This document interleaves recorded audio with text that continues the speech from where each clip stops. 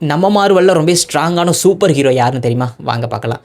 7வது இடத்துல doctor strange. S, இவர்கிட்ட பல மந்திர சக்திகள் இருக்கும், அதனால் 7வது இடம் கொடுத்துருக்காங்க. 6வது இடத்துல ஸ்கார்லட் விச். எஸ், நிஜமாகவே நான் தானஸ் கூட இவங்க என் கேமில் லாஸ்ட்டில் புரட்டி எடுப்பாங்க.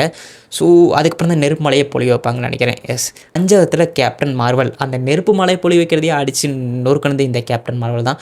ஸோ அதனால் 5வது இடம்னு நினைக்கிறேன். 4வது இடத்துல தார். இவர் பார்த்திங்கன்னா ஒரு மின்னலின் கடவுளாக இருக்கார்.